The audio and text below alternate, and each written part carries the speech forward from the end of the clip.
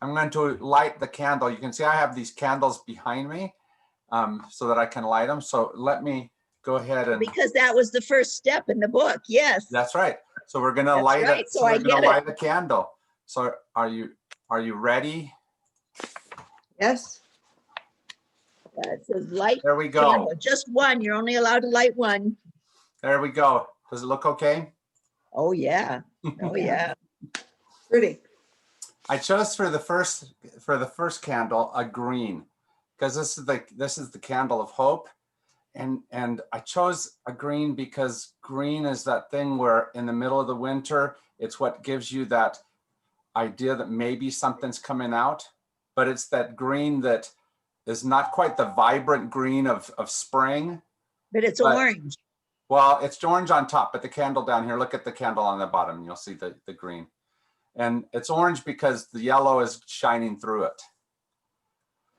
But it's just that green that kind of calls us towards something, but not quite, it's not quite it's more the hint of what's coming instead of the fullness of it. And this particular candle didn't have the strongest of wicks. If you look, it's a kind of a small light. And so it's there, but at the same time, it's kind of distant and far off. And sometimes you don't quite see the light of hope that much. The poem that Maya Angelou wrote, that is our poem for this week, is that type of a poem. So I'm going to start just by reading it. And just the title is kind of disturbing. A Plagued Journey. I actually did find it on the web and was able to read it on my computer. Good. And Melissa is a while, but I found it. Good. And Melissa is going to have a link to all of these, hopefully on our website somewhere, so that you can go to them and click on just it. Read the poem on the website. That would be good. That way you don't have to necessarily find them. I've done it. It says this, and it's a bit of a long poem, so bear with me. There is no warning rattle at the door, nor heavy feet to stomp the foyer boards.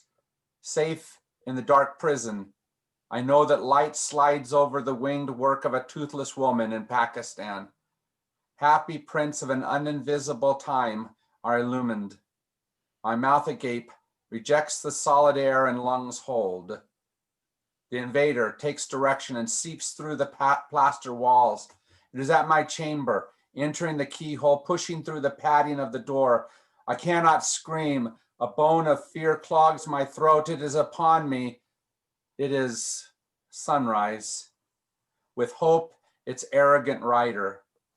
My mind, formerly quiescent in its snug encasement, is strained to look upon their rapturous visages, to let them enter even into me. I am forced outside myself to mount the light and ride joined with hope. Through all the bright hours, I cling to expectation until darkness comes to reclaim me as its own. Hope fades, day is gone into its irredeemable place, and I am thrown back into the familiar bonds of disconsolation. Gloom crawls around, lapping lasciviously between my toes, at my ankles, and it sucks the strands of my hair. It forgives my heady fling with hope. I am joined again into its greedy arms. The one line that just hits me every time I read it. I'm thrown back into the familiar bonds of disconsolation. Yesterday and the day before are really hard days for my family and I, but particularly this year. 20 years ago on the 22nd, it was Thanksgiving morning, and my little sister and her husband and their 5 kids got in a car and took off to go to my other sister's house for Thanksgiving dinner. They were hit by a semi, and my sister was immediately killed, and her husband died the next day. 20 years later, their 2 daughters, their oldest 2 daughters, who were 13 and 14 at the time, wrote these amazing pieces to try to say, who have they become in those intervening years? So every time about this time of year, what? Took care of the 5 kids. Here was the amazing thing. Their aunt and uncle on dad's side, Marcia and Lane are their names. Marcia and Lane took them in along with their own 6. So they had a family of 11 kids and did a marvelous, incredible job with them. But every time, you know, we have to go through that space of disconsolation. Every year, it's kind of there for a little while as we try to say, what is the hope? Even though I know now, as I watch the 1-year-old who is now 20, you know, he never knew his birth mom and dad. And yet his post this time was, people are beginning to tell me more and more stories about them. And so he's having to every year find a little bit more of who they were and what they brought to him, even though they aren't the active parents in his life, but they are there in the genetics and in the family around, right? And I think about that family, and I think, how is it that all of us need that surrounding family to somehow get us through things? And it was a whole bunch of different things. When Marcia and Lane took them in, it just so happened that there was a certain amount of where the 2 families kind of clicked together like this. And so there were kids at about the same age level for each of the other ones. And so they had a companion to kind of walk along with them, to be that friend on the path. Marcia and Lane luckily lived in central Utah, Provo area, where a couple of my siblings lived as well. And so they were able to have that extended family, not just Keith's side of the family, but my sister Toot's side of the family as well. And so there's a lot of things that helped them to discover that, but it wasn't always because it was a bright light of you know, something around. It was a lot of little lights of hope. What have you gone through where you were in that familiar space of the disconsolate?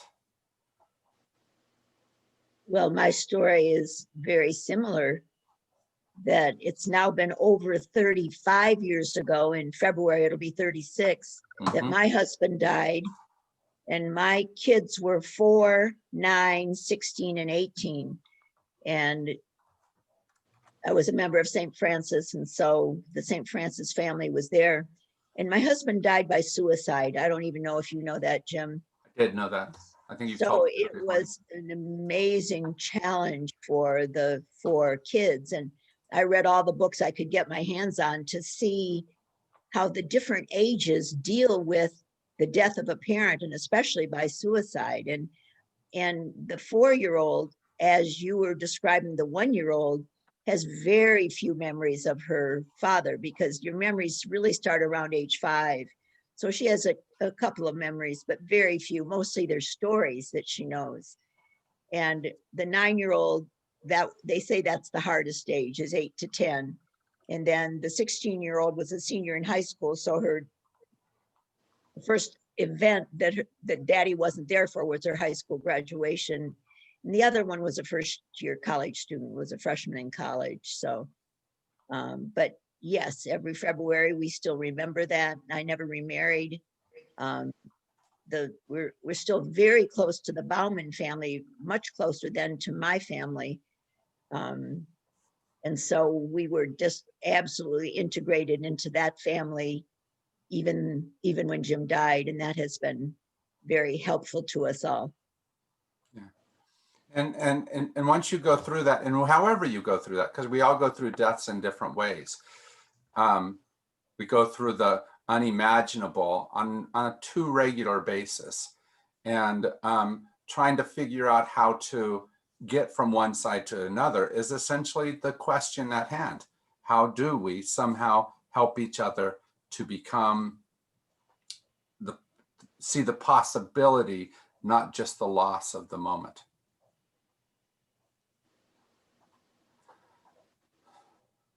I wish I had simple ways to be able to show you hope.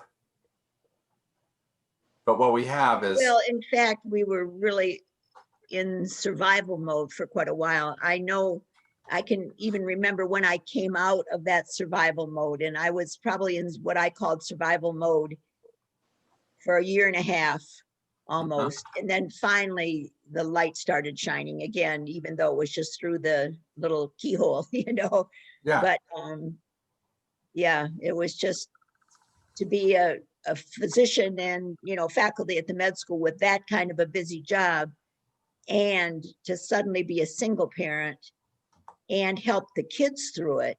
yeah, But but there are some smiles.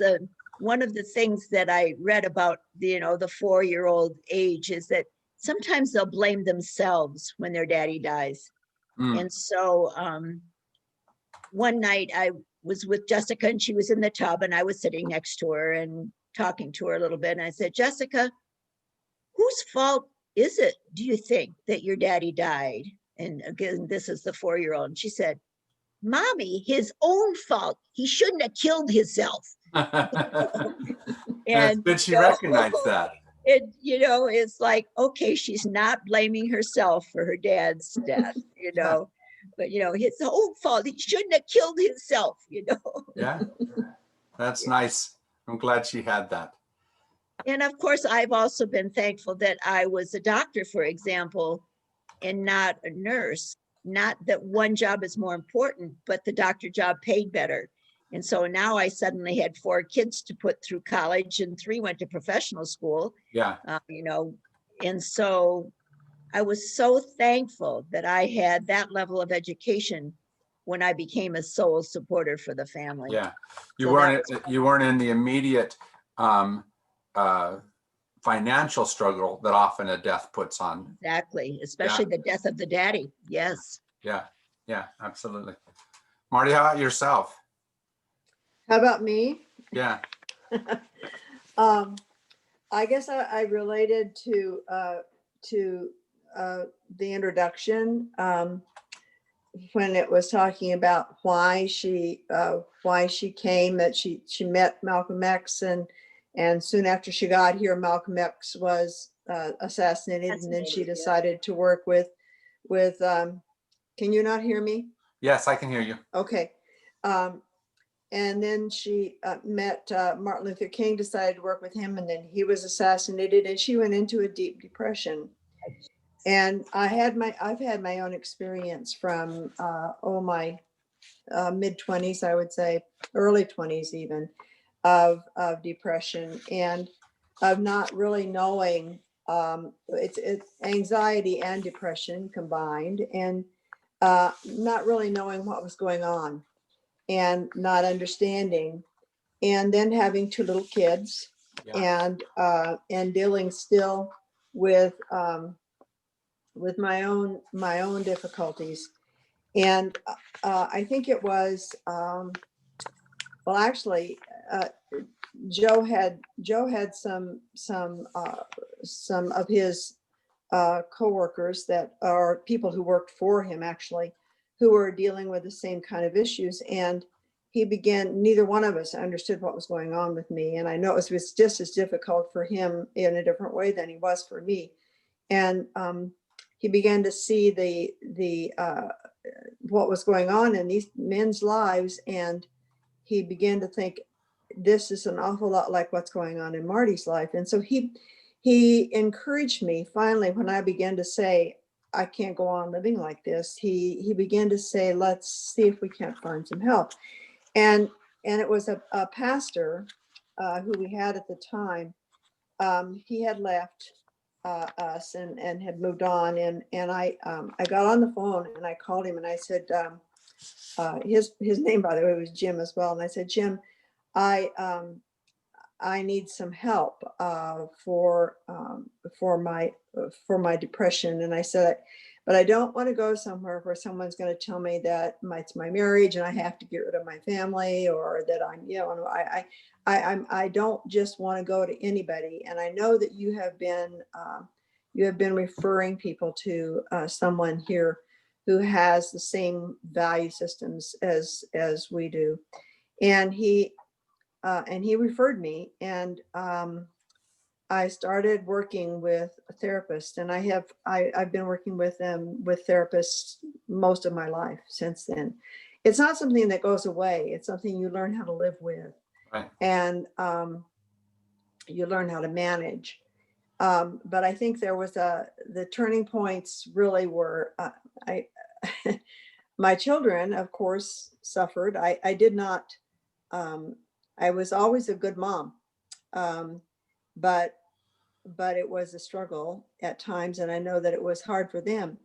But at one point, Leah was probably about 8, maybe 9 years old, and she said to her dad, "What's with mom?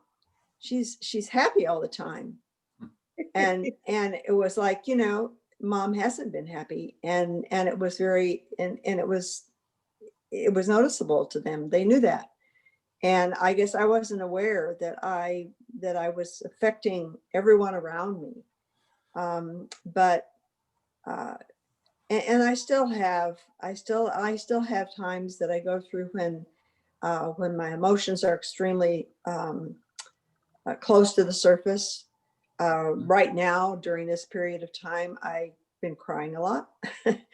Small things make me cry, little things make me cry. But I do have hope, and I know that this is something that is, it's not, it is not who I am. It's something that is a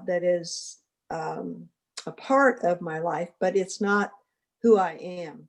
Yeah. So I don't have to give in to it. Let's put it that way. That's a nice way And to say that. Wow. I like That's that a lot. good. I once heard depression described as the no casserole disease, right? Because like a lot of the other things, mourning, people wrap their arms around you. Like with my little sister, they'd pretty recently moved to the Dallas-Fort Worth area, right? So they didn't have a whole lot of connections, but you wouldn't have known it when I walked in the front door of their house and saw the amount of things where people had donated this casserole or these things to be able to help, and just the story in the community just sent a surge of love there. And so sometimes in some of the dark places that we find ourselves, the unknown spaces like depression, we sometimes don't know how to do that wrapping of our community arms around somebody. I had two friends who I at one point I was basically agoraphobic, and I had two friends who would meet with me once a week. We would bring our little bag lunch, and we would meet in the nursery at church. And we would have a time of just fellowship and prayer, or whatever we needed at the time. And later on, I got very involved in speaking, public speaking, and I felt like I had something to share with people. And so we did this women's retreat. It was called Stretcher Bearers, and several of us spoke about how others had been stretcher bearers for us. And I remember that what I did was I didn't give a speech. I just, I popped myself up on top of the table that was sitting there. I sat on the side of the table, and I just told my story.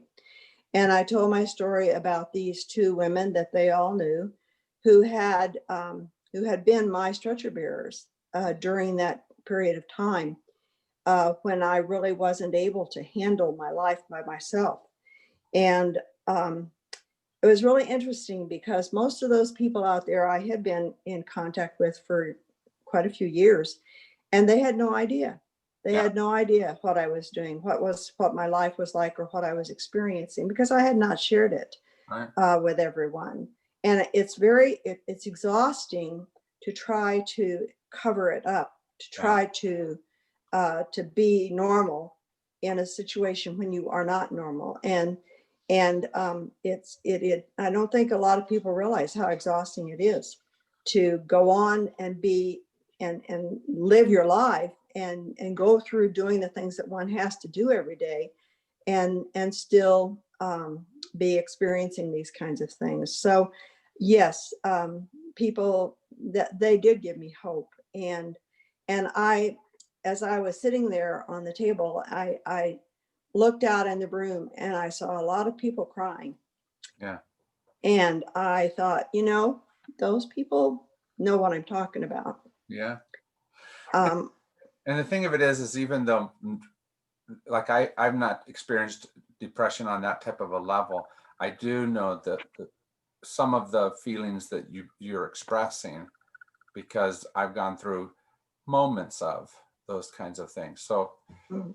even if I don't understand the depth of where you've had to go, I can empathize with that struggle.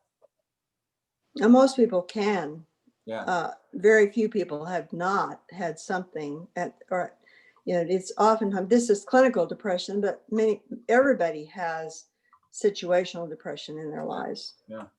Well, and I think that's what this week is about, the week of trying to remind ourselves that hope is possible, even if it's a weak light somewhere far away, that there's something beyond this moment. And I think part of it is kind of like what you did in that meeting, is you spoke that small light somewhere for people, you know, the possibility of something beyond.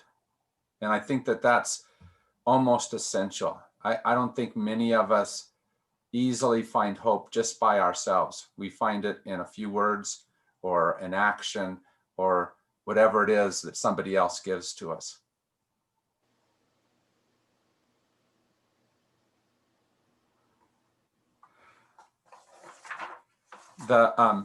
One of the other poems that we were going to, that they asked us to look at, I don't know if you read all the poetry that was there. Oh, here it is. It's a thing by Emily Dickinson. And I like what it says. It says, hope is the thing with feathers that perches in the soul and sings the tune without the words and never stops at all.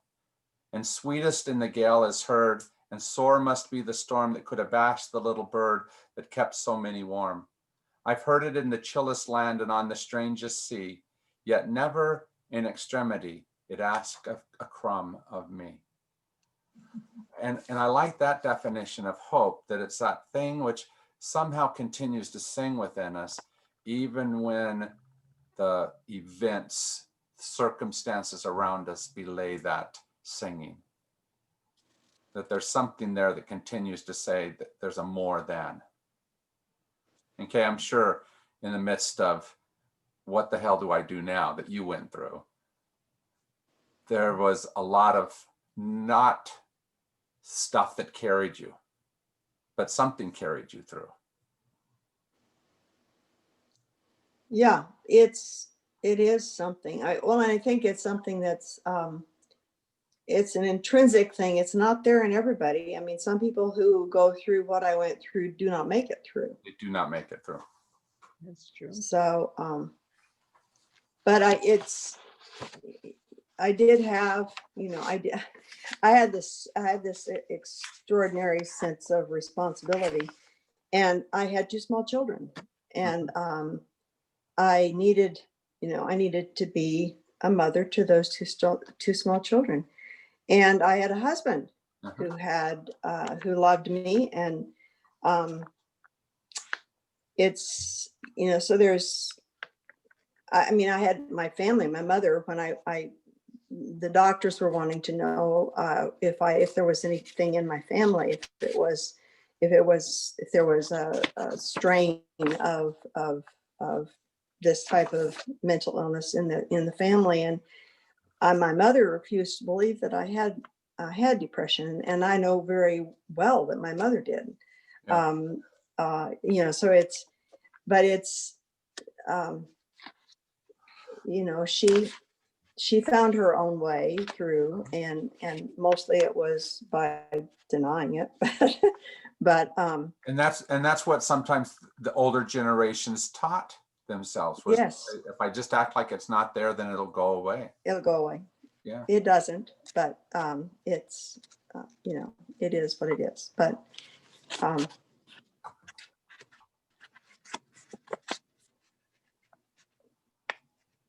But it's a challenge, isn't it? it's a daily challenge. Yeah. And, you know, for people that never really get over it, I mean, I'm medicated and I thank God for that. I do thank God for that. Yeah. But and I thank God for the counselors that I've had and the therapists that I've worked with, because they have, you know, they've really taught me a lot. But no, it's not something that, you know, it doesn't go away. It's a daily process. So the question about hope is, how do we become that voice of hope for each other, right? Because in many ways, it's because somebody said or somebody did or somebody acted that we found a bit of strength to be able to get from here to there. And sometimes it literally, you know, typically, like, Kay, when your husband died, you didn't go, okay, I got to get 40 years from now, right? Sometimes it's, I got to get one step from now. Mhm. And something Okay, gives you time. that strength. Maybe it's just one single, maybe it's because your daughter needs help tying her shoe, right? Something as simple as that. A bit of a duty, a bit of a promise that's there. So what have been some of those things that helped you get past? How did you find who were the people that helped you find the strength to be able to get?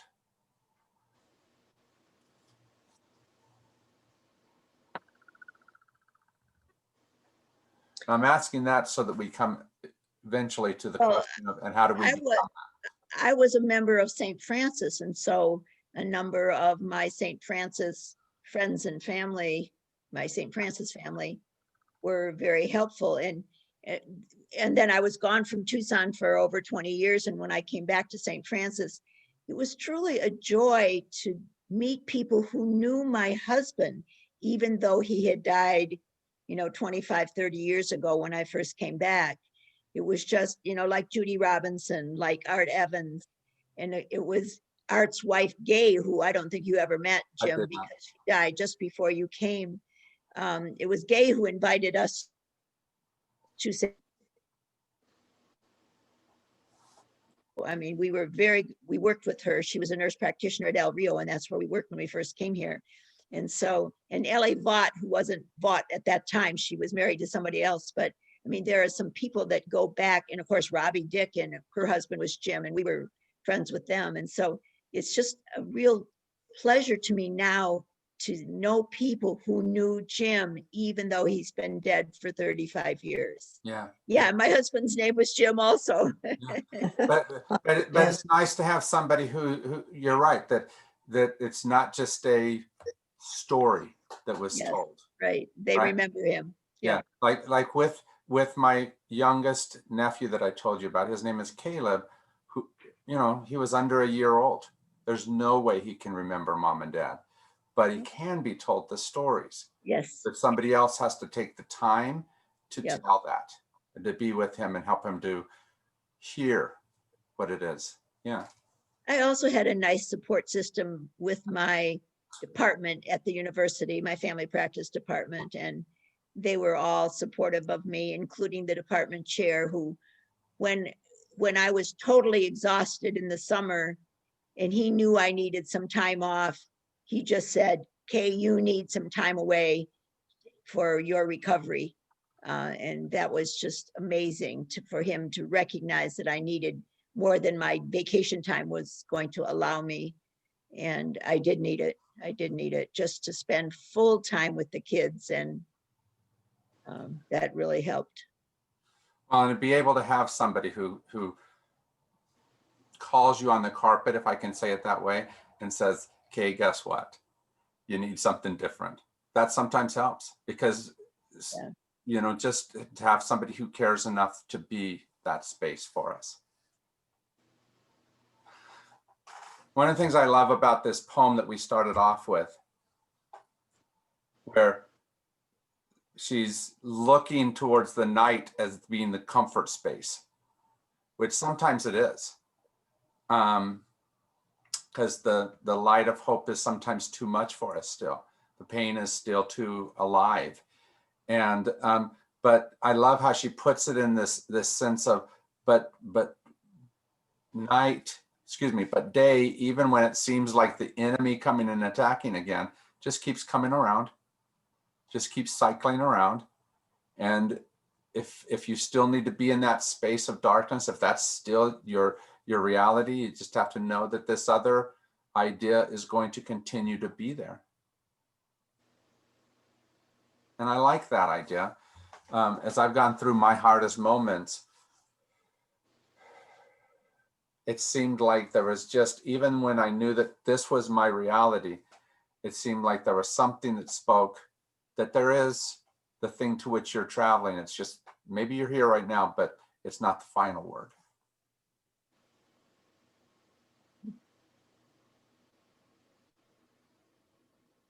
But we have to figure out how to get from one side to the other, don't we? We have to keep walking on that journey. And Marty, thank you for reminding us that it's not everyone makes that, right? We sometimes don't get to the other side, at least from our perspective. And so we have to try to help figure out how to recognize that in each other and be there. Well, I mean, my husband is an example, since he died of an acute depression, not a chronic depression, but an acute depression related to a potential malpractice suit from his job. I mean, that was, and he decided he wasn't useful to the world or to the family anymore if he couldn't be a doctor, and got acutely depressed. So one of the words that helps me a lot is the word that was in both the title of both of the two songs that they had us look at. Did you see that in the thing? One was a Thomas More song and said, "Come ye disconsolate." And the other is a very typical song that we sing this time of year, O come, Emmanuel, right? And that sense of coming that carries with it that sense of movement. Because what often these types of moments, these types of spaces that we have to go through, what we want to do is stop, don't we? Escape. Yes, that's exactly right. And it is the most important thing is, at least for me, the most important thing was to face it, and to not giving in, especially to the anxiety. The anxiety was almost more difficult to deal with than the depression. Yeah. Because it's you know, you really, I had to learn how to manage the anxiety so that I didn't go and hide, because that's exactly what I wanted to do, was just to hide. Yeah. And I had to learn that by facing it, that it dissipated. And I think that's exactly what we have to do. We have to come. And I did the idea of coming to something is, I did that. I mean, I searched and searched and searched for answers, and I searched in my faith. I searched in books. I searched in books about depression and about anxiety and about how to deal with it. And I searched in, but also then there were moments of in that searching of real epiphanies, where things became clear, and that if I hadn't have been looking for it, if I had just been hiding, I wouldn't have made those breakthroughs. Yeah.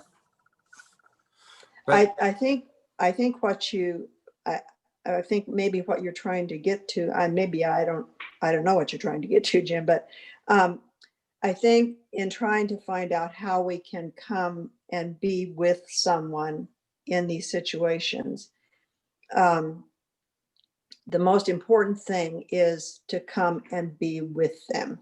yeah, All of the talking that we can do, all of the encouraging, all of the happy words, all of the, oh, well, just, oh, well, this will go away, or what, all those things that people want to do because they want to fix it, do not help, not one little tiny bit.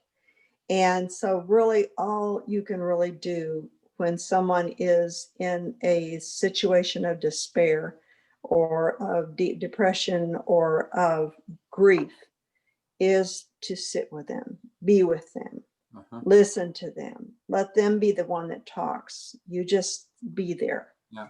And eventually you realize that you have helped. yeah. And I like the way that the lesson kind of developed that. It said, we're called to dwell in the shadows. And I like that they didn't call it darkness, because I like the word shadow much better, because shadows are always caused by light somewhere. Yes. Right. Good point. And darkness of itself doesn't have a definition. It's only in the definition of light and what gets in the way. And so there's several things we can do, like you say, sometimes just sitting there in the shadow so that that person isn't alone in that space. Sometimes there's things that we can do that remove whatever is causing that shadow. So we can do those kinds of things. So we should go out and bring food to the hungry. We should go out and bring water to the thirsty, those types of things, because that removes some of those shadows. And I look at this pandemic and I look economically, what's going to happen, the number of possible foreclosures or evictions that could happen could be staggering. How do we sit in the midst of those spaces with those people? Well, part of it is we try to figure out some solutions that will cause the flood to not be as great, right? It's hard. It's hard because we can't give complete solutions. Like you say, Marty, if I try to solve their issue, I'm probably not going to help as much. If I'm trying to be with them in the issue, maybe I can. Go ahead.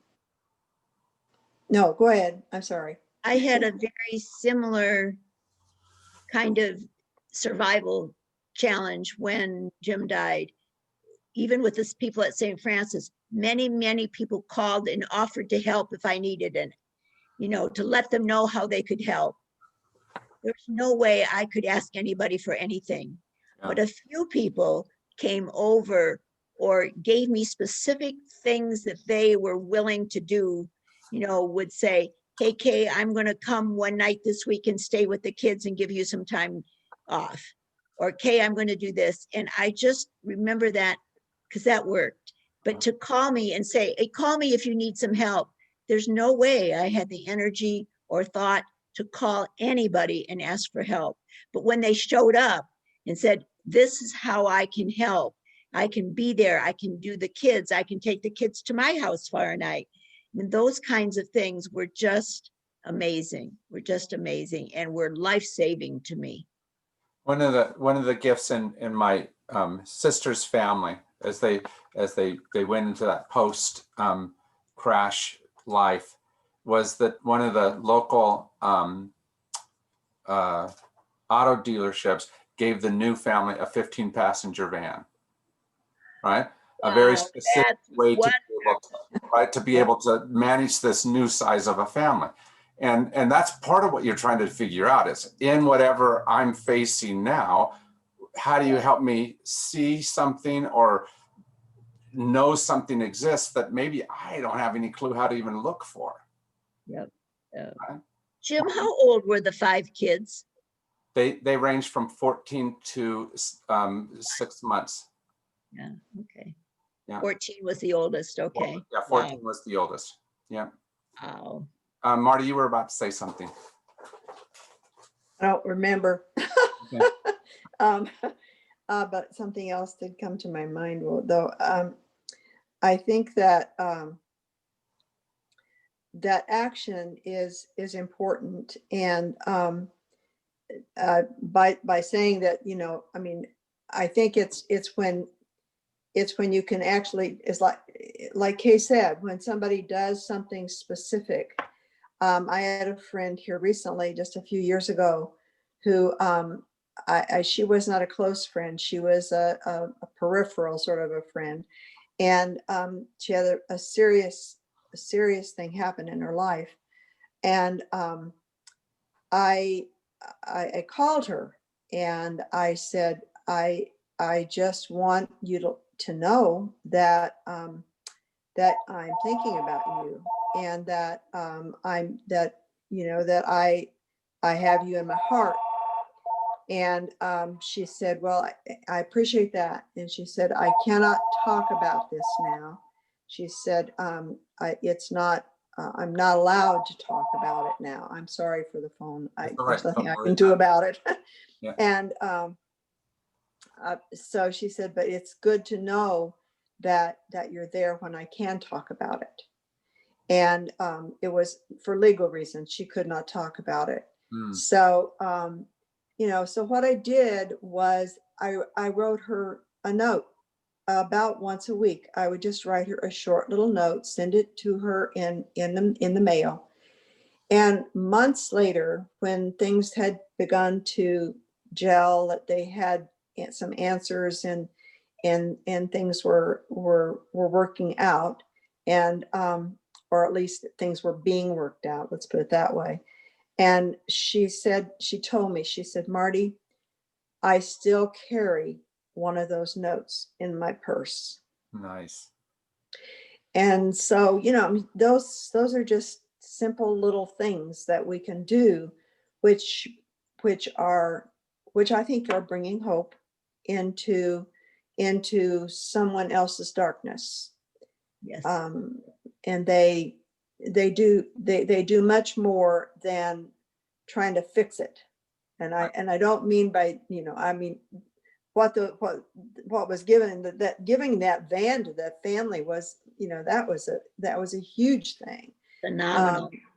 And that's something like that in that kind of a situation is a huge thing. And I think we can, if we are financially and able to help in some way, when someone we know goes through a situation where they are,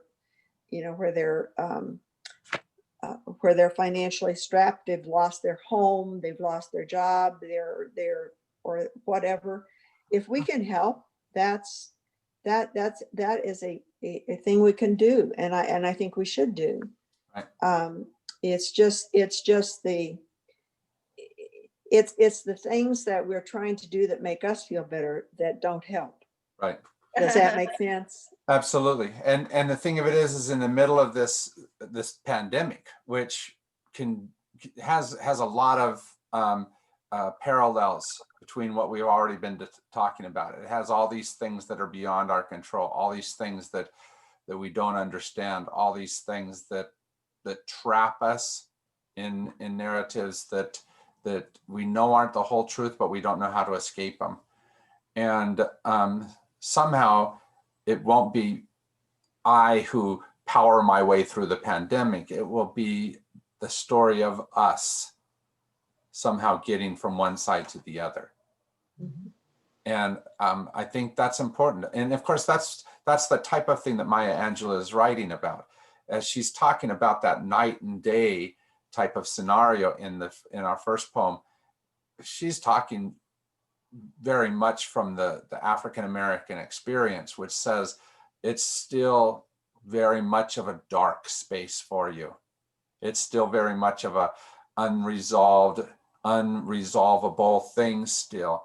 And of course, since this, we've had all of the unrest that's happened here in racial areas this year, right? And so once again, the night has crashed back down on top of. And so I love that she's speaking out of that and still saying, but they just keep cycling around. There's still going to be hope that comes tomorrow. So, just keep moving along. And that's an important thing for us all to remember in most of the way, because as we go on with this pandemic, we're all going to lose. We're all going to lose hope at times, aren't we? There'll be things that won't speak an easy solution to us. But there's more than just this. So she has one more poem that she had us read, and it's called Prayer. And it's one of my favorite Maya Angelou poems. In fact, I have a bookmark somebody made for me with it on it, right? And it says this: Father, Mother, God, thank you for your presence during the hard and mean days, for then we have you to lean upon. Thank you for your presence during the bright and sunny days, for then we can share that which we have with those who have less. Thank you for your presence during the holy days, for then we are able to celebrate you and our families and our friends. For those who have no voice, we ask you to speak. For those who feel unworthy, we ask you to pour your love out in waterfalls of tenderness. For those who live in pain, we ask you to bathe them in the river of your healing. For those who are lonely, we ask you to keep them company. For those who are depressed, we ask you to shower upon them the light of hope. Dear Creator, you, the borderless sea of substance, we ask you to give to all the world that which we need most, peace. Mhm. And I love that series of prayers that she gives there, because what we tend to do if we're not careful is we just assume, oh, here's this person in pain, so I have to solve them. But it may not be pain that they're sensing that they're in. Maybe they sense loneliness and they need a different solution than the one I bring. And so I love that she says this, not trying to say, Marty, you have to have this solution that I'm giving to you, but may you find the solution that is that which you need. Okay, don't let me tell you, here's the answer, but may you find that answer. And that's what hope is mostly about, is kind of shining that light, sitting beside the person and saying, there is an answer somehow, right?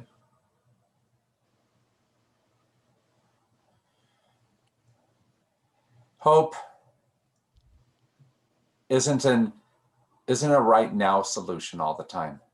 Like our candle, it's there, but it sometimes isn't bright enough to give us all the light we want and wish for. But it draws us a little bit further, a little bit closer. Not just to that light, but to each other, right? Thank you for your time today. Was this worthwhile? Well, Yes. Jim, thank you for bothering to spend an hour with just two of us. Well, if you weren't the two most gorgeous women in the whole church, I might not do it. Yeah, we know that. We know that about you. All right, my friends, take care and know that if any, let me tell you the other side of the story that I started off with. So my kids are doing marvelous. And Kirsten, who is the 13-year-old, the second oldest, she wrote this piece yesterday. And if you get a chance, go to my Facebook page and you can see I reprinted it. And she talked about being in junior high as this all happened. And I wrote back to her and said, I've been thinking a lot about you lately, Kirsten, because, well, I'm reading your book. You know, I'm on the 9th book of your 12-book series, right? So she is this young author who is becoming marvelous, right? She's in her early 30s and she's already written 15 to 20 young adult books. Wow. And that which defined us in a moment isn't that which defines us forever. In fact, in some ways, it helps us to realize that new and better definition and who she is today, partially because of the difficulties, is incredible. And that's true of all those kids. Yep. It's true of all of us as well, isn't it? Yeah. So thank you for your time. Bye-bye. Thank you. Bye, Marty. Bye-bye. Bye-bye. Bye-bye.